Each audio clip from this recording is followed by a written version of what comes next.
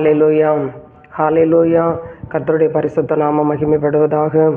இந்த நாளிலும் கூட நாம் ஸ்திரீகளை குறித்து நாம் கர்த்தருடைய வசனம் தியானித்து கொண்டிருக்கிறோம். இந்த நாட்களிலே நாம் லோத்துவின் மனைவியை குறித்து நாம் தியானிக்க போகிறோம். கர்த்தருடைய நாமம் மகிமைப்படுவதாக. பாருங்க, ஆதியாகமம் புஸ்தகம் 19ஆம் அதிகாரம் 26வது வசனத்தில் இப்படியாய் சொல்லியிருக்கிறது. அவன் மனைவியோ பின்னிட்டு பார்த்து உப்பு தூண் ஆனாள் அப்படின்னு சொல்லியிருக்கு.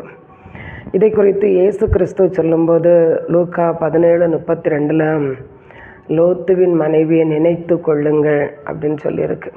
இப்போ நாம் இந்த வசன தியானத்தில் லோத்துவின் மனைவியை குறித்தும் நம்முடைய வாழ்க்கையை குறித்தும் நாம் கொஞ்சம் தியானிக்கும்படியாக பரிசுத்த ஆவியானவர் நமக்கு உதவி செய்வாராக. நாம் தேவ சமூகத்திலே நாம் ஒரு நிமிஷம் கண்களை மூடி நாம் செபிப்போம். அப்பா பிதாவே, இந்த மகிமையான வேளையிலே கர்த்தாவே உம்மை ஸ்தோத்தரிக்கிறோம். எங்களோடு கூட நீர் பேசி கொண்டிருக்கிறேன். குடும்ப ஆண்டவரே ஸ்தோத்தரிக்கிற ஸ்திரீகள் ஆகிய குடும்பத்தை நிர்வாகிக்கிற புருஷனை பிள்ளைகளை ஆண்டவரே ஸ்தோத்தரிக்கிற குடும்பத்தை நிர்வாகித்து கொண்டிருக்கிற ஆண்டவரே உம்மை ஸ்தோத்தரிக்கிறோம். ஆண்டவரை துதிக்கிறோம். ஸ்திரீகள் ஆகிய எங்களுக்கு எங்கள் ஆண்டவர் ஆமை ஸ்தோத்தரிக்கிற நல்ல தகுந்த ஆலோசனைகளை தந்து கொண்டிருக்கிறீர். உமக்கு ஸ்தோத்திரம். இந்த நேரத்திலும் அருமையான ஆண்டவரே உம்மை ஸ்தோத்தரிக்கிறோம். லோத்துவின் மனைவியை குறித்து ஆண்டவரே நாங்கள் தியானிக்கும்படியாக கர்த்தர் ஆண்டவரே உம்மை ஸ்தோத்திரம். இந்த நேரத்தை தந்த அன்புக்காய் ஸ்தோத்திரம். கற்று தாங்க. இதிலிருந்து நாங்கள் என்ன கற்றுக்கொள்ள வேண்டும், நாங்கள் எப்படி குடும்பத்தை கட்ட வேண்டும், பிள்ளைகளை கட்ட வேண்டும், ஆவிக்குரிய வாழ்க்கையில் நாங்கள் எப்படி பிரயாணம் பண்ண வேண்டும் என்கிறதை கர்த்தர் எங்களுக்கு கற்றுத்தந்து நடத்த வேண்டும் என்று ஜெபிக்கிறோம். ஆசீர்வதி இயேசுவின் நாமத்தில் கேட்கிறோம் ஜீவனுள்ள நல்ல பிதாவே, ஆமேன். அல்லேலூயா, அல்லேலூயா. எனக்கு அன்பானவர்களே, இயேசு கிறிஸ்து லூக்கா 17:32 அவர் சொல்லும்போது எனக்கு அந்த வசனம் ரொம்ப பிடிச்சு பாருங்கள். அந்த வசனத்தை அப்படியே தியானிக்க, லோத்துவின் மனைவியை நினைத்து கொள்ளுங்க அப்படின்னு சொன்னார். அப்படி இந்த பகுதியை கொஞ்சம் நல்லா அப்படி யோசித்து தியானித்து, லோத்துவின் மனைவி நிமித்தமாக அந்த குடும்பத்துக்குள்ளே என்ன சேதங்கள் உண்டாயிற்று, அந்த குடும்பத்தில் என்ன நடந்தது, அந்த பிள்ளைகளுடைய வாழ்க்கையில் என்ன நடந்தது என்பதையெல்லாம் கொஞ்சம் அதிகம் ஆழமாக அதை கொஞ்சம் ஆராய்ந்து பார்ப்பதற்கு ஆவியானவர் வழி நடத்தினார். ஹல்லேலூயா, ஹல்லேலூயா. கர்த்தருடைய நாமம் பரிசுத்தப்படட்டும். லோத்துவின் மனைவியை நினைத்து கொள்ளுங்க. இங்கே பாருங்கள், ஆதியாகமம் 19ஆம் அதிகாரத்தில் 1வது வசனத்தில் இருந்தே நாம் பார்க்க முடியும். நமக்கு தெரியும், சோதோம் கொமோரா, ஆபிரகாமை விட்டு பிரிந்த லோத்து, அவர் சோதோம் கொமோரா அப்படின்னா நீர்வளம் பொருந்தின அந்த யோர்தான் அருகே நல்ல பச்சை பசோரன்னு இருந்த இடத்தை அவர் தெரிந்து அவர் அங்கே போய் சோதோம் கொமோராவுக்குள்ளே போய் கூடாரம் போட்டார். அங்கே போகும்போது அந்த இடம்லாம் நல்ல செழிப்பாக இருந்தது. அது கர்த்தருடைய தோட்டம் போல் இருந்ததுன்னு வேதத்தில் வாசிக்க முடியும். அந்த இடத்துக்குள்ளே அவர் போய் கூடாரம் போட்டார். நமக்கு நன்றாக தெரியும், இதெல்லாம் நமக்கு தெரியும்.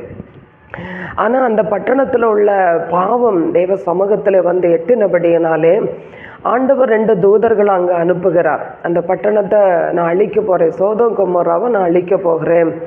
இயேசு கிறிஸ்து லூக்கா 17ஆம் அதிகாரத்தில் அவர் சொல்லும்போது அந்த சோதோம் கொமோரா எப்படி இருந்ததுன்னு சொல்லிட்டு சொன்னால், செழிப்பான ஒரு இடமா இருந்து அங்கே என்ன சொல்லாது, பெண் எடுத்து பெண் கொடுத்து அப்புறம் நட்டு விற்று ஒரு வியாபார ஸ்தலமாக எல்லா செழிப்போடு அங்கே காணப்பட்ட ஒரு இடம். ஆனால் அங்கே என்ன செய்த, மிகுந்த பாவமும் அங்கே காணப்பட்டது. அந்த பாவம் வானவரைய இந்த தேவ சமூகத்துக்கு போய் எட்டலாயிற்று. அதனால ஆண்டவர் அந்த தேசத்தை, அந்த சோதோம் கொமோராவை அழிவுக்கு நேராக ஒப்பு கொடுக்க. அதனால் அந்த 2 புருஷர்கள் அங்கே 2 தூதர்கள் அங்கே அனுப்புவார். அங்கே போகும்போது லோத்து வாசலில், சோதோம் வாசலில் உட்கார்ந்துருக்காரு. ஆனால் அன்றைக்கி அந்த 2 தூதர்கள் அங்கே போய் அங்கே அதெல்லாம் நமக்கு நல்லா தெரியும். ஆனால் அந்த 2 தூதர்களும் அந்த லோத்துவையும் அவருடைய மனைவி பிள்ளைகளையும் துரிதப்படுத்து, அவள் இந்த சோதோம் கொமோரா பட்டணத்தை விட்டு, இந்த சமபூமியை விட்டு நீங்கள் மலைக்கு ஓடி போங்க, ஜீவன் தப்ப, நான் இந்த பட்டணத்தை அழிக்க போகிறேன் என்று சொல்லி ஆண்டவர் அந்த 2 தூதர்களை கொண்டு துரிதப்படுத்துகிறவன்.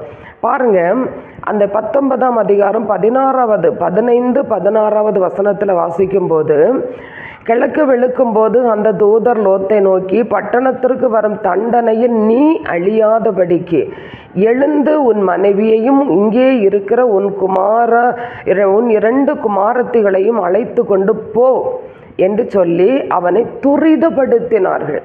இங்கே சொல்லியிருப்பாருங்க, துரிதப்படுத்தினார்கள். ஆனால் 16வது வசனத்தில் சொல்லியிருக்கு, அவன் தாமதித்து கொண்டிருக்கும் போது. அங்கே அந்த புருஷர்கள் அவனை துரிதப்படுத்துகிறார்கள், ஆனால் இவர்கள் தாமதித்து கொண்டிருக்கிறார்கள். அதை அங்கே சொல்லியிருக்கு, அவன் தாமதித்து கொண்டிருக்கும் போது கர்த்தர் அவன் மேல் வைத்த இரக்கத்தினால அந்த புருஷர் அவன் கையையும் அவன் மனைவியின் கையையும் அவன் 2 குமாரத்திகளின் கையையும் பிடித்து அவனை பட்டணத்திற்கு வெளியே கொண்டு போய் விட்டார். 17வது வசனம் முக்கியமான ஒரு வசனம் பாருங்க. அங்கே சொல்லியிருக்கு, கவனிக்கணும். அவர்களை வெளியே கொண்டு போய் விட்ட பின்பு அவர், உன் ஜீவன் தப்ப ஓடிப்போ, பின்னிட்டு பாராத, உன் ஜீவன் தப்ப ஓடிப்போ, பின்னிட்டு பாராத, இந்த சமபூமியில் எங்கும் நில்லாதே, நீ அழியாதபடிக்கு மலைக்கு ஓடிப்போ என்றார். நீ பின்னிட்டு பார்க்காத. அந்த தூதர்கள் அவங்கள ஃபேமிலியை அப்படியே இழுத்து வெளியே கொண்டு வரும்போது ஒன்று மட்டும் சொல்லுவார், உன் ஜீவன் தப்ப நீ ஓடிப்போ, பின்னிட்டு பாராதேன்னு சொல்லார். பின்னிட்டு பாராதே. அதை எப்படி அவங்க காற்றுல வாங்கிக்கிட்டாங்கன்னு தெரியல. ஆனால் அந்த வார்த்தை, அந்த பின்னிட்டு பாராதேங்கிற அந்த வார்த்தைக்கு லோத்துவின் மனைவி கீழ்ப்படியலை. லோத்துவின் மனைவி கீழ்ப்படியல்ல. அதுதான் 26வது வசனத்தில் சொல்லியிருக்கு, அவன் மனைவியோ பின்னிட்டு பார்த்து உப்பு தோணாள்னான் என்று சொல்லியிருக்கு. அப்போ இங்கே நமக்கு கொடுக்கப்பட்ட வார்த்தை என்ன? பின்னிட்டு பாராதே. இப்போ இதில் நம்ம கற்றுக்கொள்ள வேண்டியது என்ன? அந்த லோத்து குடும்பம் 2 பிள்ளைகள், அம்மா அப்பா 4 பேர். இப்போ நம்ம ஒரு குடும்பத்தில் இருக்கோம் பாருங்க. நமக்கு 2 பிள்ளைகள், புருஷன் மனைவி, சில குடும்பத்தில் மாமா மாமி, அம்மா அப்பா இப்படி இருப்பாங்க இல்லையா? ஆனால் அந்த குடும்பத்தில் முழு பொறுப்பும் யாருடைய கையில் வருது? ஸ்திரீயாகிய நம்ம கையில் தான் அந்த பொறுப்பு வருது. நம்ம நீதிமொழி 31 சொல்லியிருக்கு, உன் வீட்டு காரியம் எப்படி நடக்கிறது என்று கண்ணோக்கமாக இருக்கிறாள். வீட்டு காரியம் எப்படி நடக்கிறது என்று கண்ணோக்கமாக இருக்கிறது ஸ்திரீயானவள் தான். ஸ்திரீயானவள். இப்போ இந்த லோத்து மனைவி யோசிக்க எல்லாத்தையுமே சோதோம் குமாரில் விட்டுட்டு 2 பிள்ளைகளையும் புருஷனையும் பிடித்துட்டு வெளியே வரும்போது அவளுடைய உள்ளம் எதை யோசித்திருக்கோம்? யோசித்து பாருங்க. அதை தான் சொல்லார், நினைத்து கொள்ளுங்க. லோத்துவின் மனைவியை இயேசு கிறிஸ்து நமக்கு சொல்லித்தர ஆலோசனை. லோத்துவின் மனைவியை நினைத்து கொள்ளுங்க. அந்த பட்டணம் முழுவதிலும் ஒரு ஐஸ்வர்யமான பட்டணம், ஆஸ்திகள் எல்லாம் நிரப்பப்பட்ட ஒரு பட்டணம் தான். ஆனால் அந்த பட்டணத்தினுடைய பாவம் தேவ சமூகத்துக்கு எட்டிட்டு, ஆனால் அந்த இடத்துல அந்த பிள்ளைகளையும் புருஷனும் எல்லாம் அந்த குடும்பம் வழியே வருது. ஆனால் அந்த பட்டணத்தின் மேலே தேவனுக்கு கோபம் பற்றி எரியுது. ஆனால் அவருடைய அந்த லோத்துவின் மனைவியுடைய இருதயம் எதை நினைத்து திரும்பி பார்த்துருக்கும்? எதை நினைத்து பின்னிட்டு பார்த்துருப்பான்? அந்த உலகம் ஈர்ப்பு. இப்போ நம்முடைய கையை பிடிச்சு இழுக்குது தேவனுடைய தூதன். தேவனாகிய கர்த்தர் என் மேலே, என் குடும்பத்தின் மேலே இரக்கம் வைத்திருக்காரு. அதனால நான் இந்த அழிவுக்கு தப்பாதபடிக்கு இந்த ஒட்டுமொத்த சோதோம் கொமோரா இந்த பட்டணத்துக்குள்ளே எங்கள் குடும்பத்தை மட்டும் அவர் என்ன செய்திருக்காரு? தெரிந்தெடுத்திருக்காரு. அதனால அவர் என்ன சொல்றாரு? உன் ஜீவன் தப்ப ஓடிப்போ, பின்னிட்டு பாராதேன்னு சொல்லி அங்கேருந்து கூட்டிகிட்டு வர்றாரு. ஆனால் அதை அது உண்மையான தேவனுடைய வார்த்தை என்கிறத அதை ஏற்றுக்கொள்வதுக்கு மனப்பக்குவம் இல்லை. ஆண்டவரோடு கூட அந்த உறவு, ஆண்டவரோடு கூட இருக்கிற அவருடைய வார்த்தை, அவருடைய சத்தத்தை கேட்கிற அந்த அனுபவம் இல்லை. அழைத்து கொண்டு வராங்க. இவங்க என்ன செய்யாங்க? ஐயோ, இவ்வளோ பெரிய பட்டணம், இவ்வளோ பெரிய தேசம், இவ்வளோ பெரிய ஆஸ்தி, இதெல்லாம் என்ன ஆகுமோ அப்படின்னு சொல்லிட்டு திரும்பி பார்த்தாங்க. தேவனுடைய வார்த்தைக்கு கீழ்ப்படியாததுனால அவங்களுடைய நிலைமை ஒரு எதுக்குமே முடியாத சூழ்நிலை. இங்கே எழுதியிருக்கு உப்பு தூண் அப்படின்னு சொல்லிட்டு போட்டிருக்கு. அது மட்டும் இல்லை பாருங்கள், அவங்களுடைய 2 பிள்ளைகளும் 2 பிள்ளைகளும் அழிவுக்கு நேராக போக முடிந்தது. 2 பிள்ளைகளும் அங்கிருந்து 2 பிள்ளைகளையும் பிடித்துட்டு லோத்து புறப்பட்டு வெளியே வாராரு. ஆனால் அவங்க தங்கி இருக்கிற இடத்துல அவங்க சேஃபாக இருக்க முடியலை, அங்கே இருக்க முடியலை. அந்த 2 பிள்ளைகள் மூலமாக ஒரு பெரிய 2 சந்ததிகள் அங்கே உருவாக முடிகிறது. அந்த கடைசி ஆதியாகமம் 19ஆம் அதிகாரம் 37, 38வது வசனத்தை வாசிக்கும்போது அங்கே 2 பேர் மோவாப், அம்மோன் புத்திரர் என்கிற 2 துஷ்ட சந்ததிகள் அங்கே எழும்புவதற்கு முடிந்தது. எனக்கு அன்பான சகோதரிகளே, குடும்பத்தை நிர்வகித்து கொண்டிருக்கிற, ஒரு ஆவிக்குரிய பிரயாணம் செய்து கொண்டிருக்கிற எனக்கு அன்பான சகோதர சகோதரிகளே, சுருக்கமாக இந்த வசனத்தில் இந்த நமக்கு வேண்டியதை நாம் சிந்திக்க வேண்டும். இயேசு அதைத்தான் சொன்னார், நினைத்து கொள்ளுங்க, நினைத்து கொள்ளுங்க. ஒருவர் அந்த இடத்துல மாறின போது ஒரு குடும்பமே நிர்மூலமானது. ஒரு குடும்பம் அழிந்தது மட்டும் இல்லை, 2 பிள்ளைகளும் 2 துஷ்ட சந்ததிகளை பெற்றெடுக்க 10 தலைமுறை தேவனுடைய சமூகத்திலே போக முடியாதபடிக்கு தேவ சமூகத்திலிருந்து துரத்தப்பட்ட ஒரு சூழ்நிலையை நாம் அங்கே பார்க்கிறோம். நினைத்து கொள்ளுங்க. இயேசு சொன்ன வசனம், லோத்துவின் மனைவியை நினைத்து கொள்ளுங்க. என்ன நடந்தது? கீழ்ப்படிய முடியலை. கையை பிடிச்ச தூதன் சொன்னாரு, பின்னிட்டு பார்க்காதவன் ஜீவன் தப்ப ஓடிப்போம். இன்றைக்கி நம்ம கையை பிடிச்சது யாருங்க? நம்ம ஆண்டவராகிய இயேசு கிறிஸ்து. ஒரு சோதோம் கொமோரா என்கிற ஒரு உலக பட்டணத்துக்குள்ளேருந்து அவருடைய பரம ராஜ்யத்திற்கு நம்முடைய கையை பிடித்து நடத்துவார். நம்ம கையில் ஒரு புருஷன், 2 பிள்ளைகள், ஒரு குடும்பத்தை நம்ம கையில் தந்திருக்காங்கல்ல. நம்ம கையில் தான் இருக்குது பொறுப்பு. ஆண்டவருடைய சமூகத்தில் காத்திருக்கிற நேரங்களில் கர்த்தர் நம்மோடு இடைபடுகிற நேரம், வேதத்தை வாசிக்கிற நேரம், ஜெபிக்கிற நேரம், ஆண்டவருடைய சமூகத்தில் நாம் வைத்திருக்கிற பொருத்தனைகள், இதெல்லாம் நான் நினைத்து பாருங்கள்.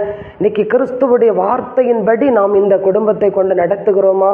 பிள்ளைகளை கொண்டு நடத்துகிறோமா? இன்னைக்கு கேட்கிற அருமையான சகோதர ஊழிய பாதைகளில் அநேக குடும்பத்தை சந்திக்கிறோம். ஆனால் ஒவ்வொரு குடும்பங்களிலேயும் இருக்கிற வேதனைகளை பார்க்கும்போது கண்ணீர் விட்டு அழ வேண்டியதாக இருக்கிறது.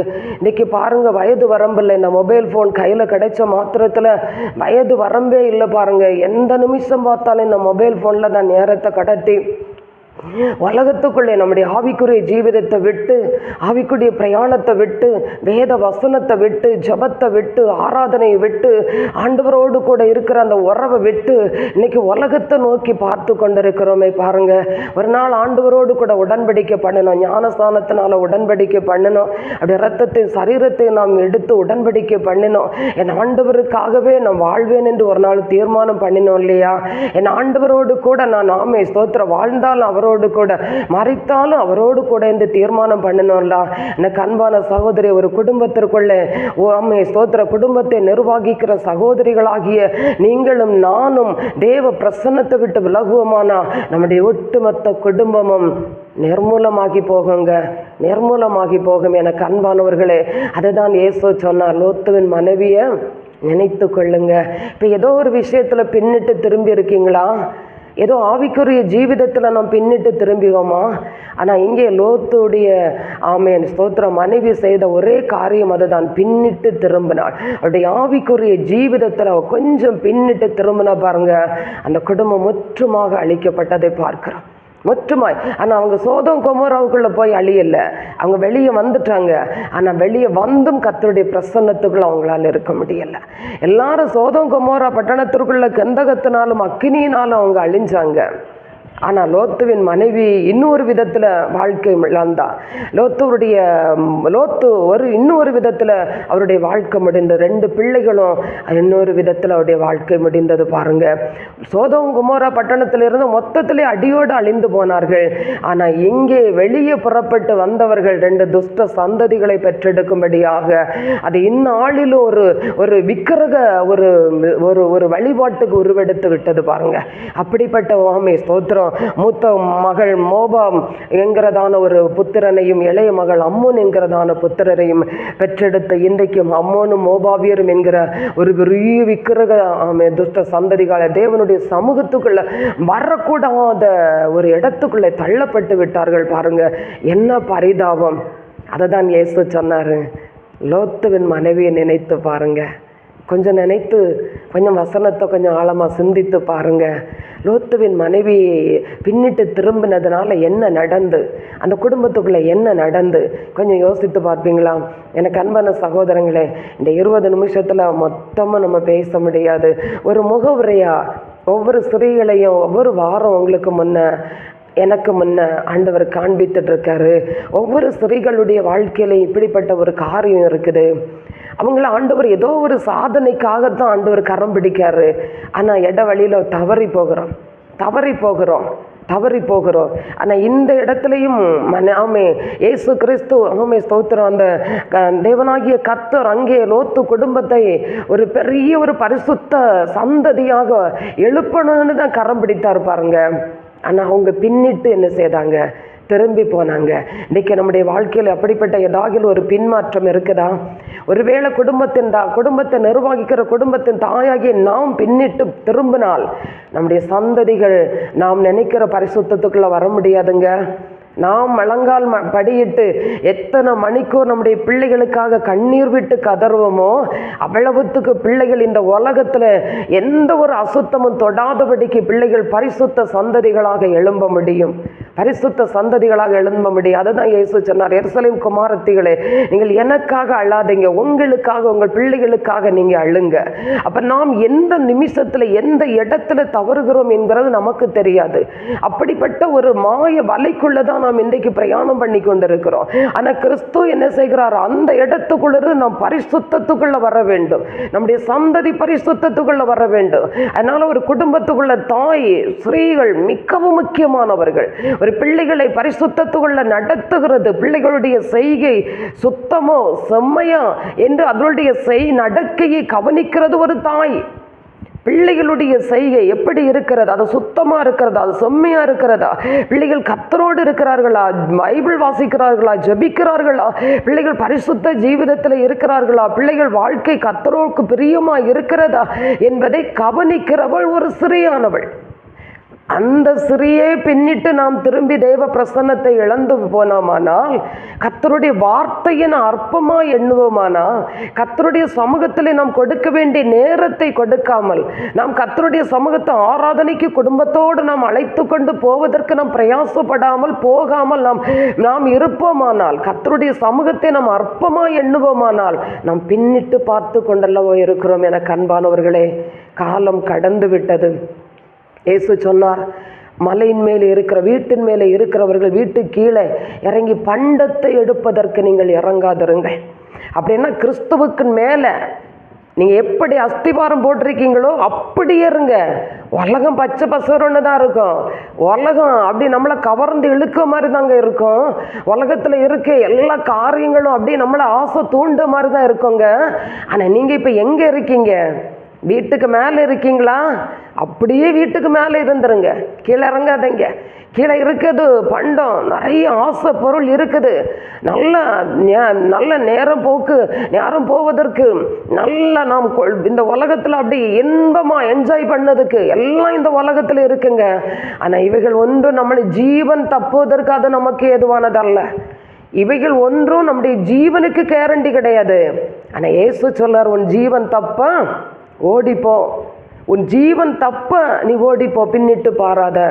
ஏதோ ஒரு இடத்துல நாம் பின்னிட்டு பார்த்து கொண்டிருப்போமானா, இந்த வேத வசனம் ஆதியாகமம் 19ஆம் அதிகாரத்தை தெளிவாக வாசிங்க. லூக்கா 17ஆம் அதிகாரத்தை தெளிவாக வாசிங்க. இந்த ஆதியாகமம் 19ஆம் அதிகாரத்தில் என்ன எழுதியிருக்கு அதை இயேசு கிறிஸ்து நமக்கு எடுத்து சொல்லாரு. அங்கே நினச்சி பாருங்க. அதுதான் இயேசு கிறிஸ்துவின் காலத்தில் நடக்க போகுது. எப்படி அவங்க வெளியே வந்து சோதோம் கொமோராவுக்குள்ளேருந்து லோத்துவை கரம் பிடிச்சு வெளியே கொண்டு வந்தாரோ, அந்த செகண்டில் சோதோம் கொமோராவுக்குள்ள கந்தகமும் அக்கினியும் பரிசிக்கப்பட்டது. ஜனங்கள் அழிந்து போனாவ. மனுஷகுமாரன் இயேசு கிறிஸ்து இந்த பூமியில் எப்படி அவர் மத்திய ஆகாயத்தில் வந்து நம்ம எடுத்துக்கொண்டு போகிறாரோ, அதற்கு பிறகு இந்த பூமியில் என்ன நடக்கும்னு தெரியாதுங்க. அவ்வளவு இந்த பூமி ஆமென் அக்கினிக்கு வைக்கப்பட்டிருக்கிறது. ஆனா நமக்கு ஆண்டவர் தந்திருக்கிறது என்ன தெரியுமா? கர்த்தருடைய இரக்கங்க. உங்களுக்கு எனக்கும் தந்திருக்கிறது கர்த்தருடைய இரக்கம். இந்த நாளிலாகில் உன் பரிசுத்தத்தை தேடிக்கொள்ள மாட்டாயா? உன் பரிசுத்தராகிய கர்த்தரை நீ அண்டிக் கொள்ள மாட்டாயா? நீ எடுத்துக்கொண்ட ஞானஸ்தானத்து அந்த உடன்படிக்கை நாயகனை நீ மறந்து பின்னிட்டு திரிந்து அலைந்து கொண்டிருக்கிறோம் அல்லவா? அந்த உடன்படிக்கையின் நாயகனாகிய இயேசு கிறிஸ்துவை கொஞ்சம் நோக்கி பார்க்க மாட்டாயா?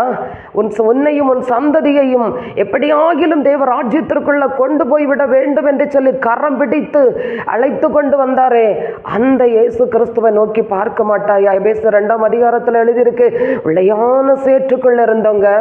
நம்முடைய வாழ்க்கை எப்படி இருந்து தெரியுமா? முற்காலத்தில் உள்ளையான சேற்றுக்குள்ள, விக்கிரக ஆராதனைக்குள்ள, பட்சார கிரியைகளுக்குள்ள, இந்த உலக போக்கிலே நாம் இருந்து கொண்டிருந்த நம்மை கரம் பிடித்து இழுத்து கொண்டு வந்தாரே, கொண்டு வந்த இயேசு சொல்றாரு, லோத்துவின் மனைவியை திரும்பி பாரு, நினைச்சுக்க, லோத்துவின் மனைவியை நினைத்துக்கொள், நீயும் இப்படி இருப்பாயானால் ஒரு நாள் இந்த நிலைமை தான், உன் சந்ததி இந்த நிலைமைக்குள்ள ஆகிவிடும். அதனால இன்றைக்கே நீ மனம் திரும்பு.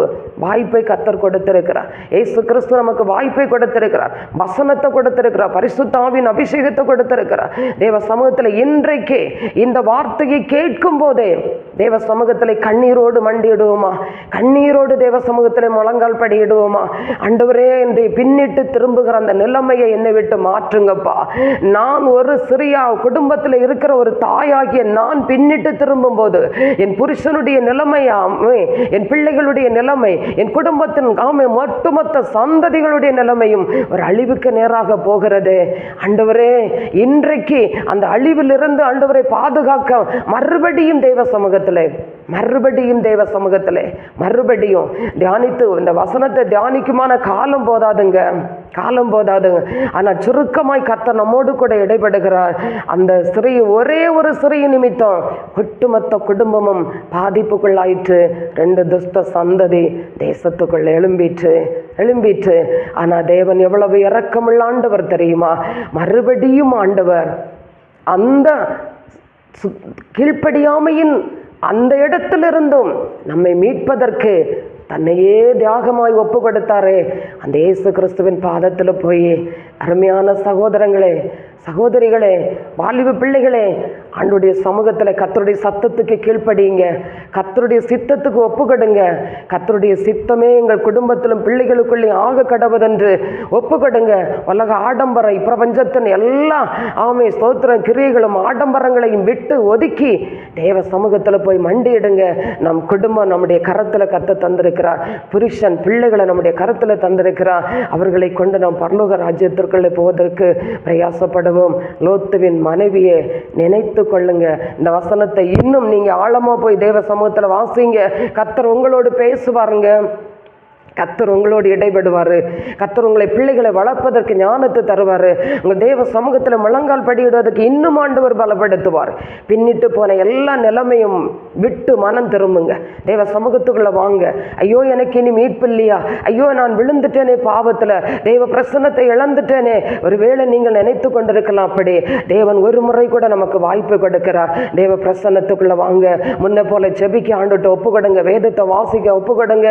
தேவ சமூகத்தில் சீரியலுக்கும் சினிமாவுக்கும் செல் மோகத்திற்கும் சேட்டிங்கும் இப்படிப்பட்ட பாவங்களை விட்டு தேவ சமூகம் இப்படிப்பட்ட நேரத்தை நாம் இவைகளுக்கெல்லாம் நேரத்தை கொடுத்து நம்முடைய வாழ்க்கையை கெடுத்துக் கொள்வதை விடையிலும், குடும்பத்தை கெடுத்துக் கொள்வதை விடையிலும் தேவ சமூகத்தில் ஆதியிலே கொண்டு அன்பில் போய் நாம் கட்டப்படுவோமானால் நிச்சயமாய் கர்த்தர் நம்முடைய குடும்பத்தை தூக்கி எடுப்பார். இந்த பாவமான உலகத்துக்குள்ள இருந்து ஆண்டவர் அவருடைய பரிசுத்த சமூகத்திற்கு என்று சொல்லி ஆண்டவர் நம்மை ஸ்தோத்திரம் ஆசீர்வதித்து அவர் சேர்த்து கொள்ளுவார். தேவ சமூகத்தில் நம் கண்களை மூடி ஜெபிப்போமா? அப்பா பிதாவே, எங்களுக்காக என் தேவ நாமே ஸ்தோத்தரிக்கிறோம். தம்முடைய சொந்த குமாரனை ஆண்டவரே ஸ்தோத்திரம் தந்தருளி எங்கள் மேல் இவ்வளவாய் அன்பு கூர்ந்து எங்களை நேசித்து எங்களுக்காக தம்முடைய கடைசி துளி இரத்தத்தையும் ஆண்டவரே தந்து எங்களை அந்த பாவ குழிக்குள்ளிருந்து பின்னிட்டு திரும்பி போன அந்த இடத்திலிருந்து மறுபடியும் எங்களை மது மகிமைக்குள்ளே ஆண்டவரே ஸ்தோத்தரிக்கிறீங்களே சேர்த்து கொள்ள ஆண்டவரே, உம்முடைய ஆண்டவரே கடைசி துளி இரத்தத்தையும் சிந்தி எங்கள் ஆண்டவரே பாவத்தை நீர் கழுவினீரே, உமக்கு நன்றி செலுத்துகிறோம்ப்பா. ஏசப்பா, எங்களுக்காக நீர் ஆயத்தமாக்கப்பட்டிருங்க அந்த மகிமையான பிரசன்னத்திற்குள்ள எங்களை ஆண்டவரை கொண்டு செல்வதற்கு பாவ குழிக்குள் இருந்த எங்களுக்கு கரத்தை பிடித்து தூக்கி கொண்டு வந்தீரே. எங்களுக்காக ஆயத்தமாக்கப்பட்டிருக்கிற அந்த பரமராஜ்யத்தின் ஆண்டவரை பிரசன்னத்தை நாங்கள் உணர்ந்து கொள்ளவும், அந்த பிரசன்னத்திற்கு நேராக நாங்கள் பிரயாணப்படவும் எங்கள் ஆண்டவரே ஸ்தோத்திர மன கண்கள் ஒன்று கூட பிரகாசமாக்கப்பட வேண்டும் என்று சொல்லி எங்கள் ஆண்டவருடைய சமூகத்தில் மன்றாடுகிறோம். இந்த வார்த்தையை கேட்ட ஒவ்வொருடைய ஆண்டவரை ஸ்தோத்திரிக்கிறோம்.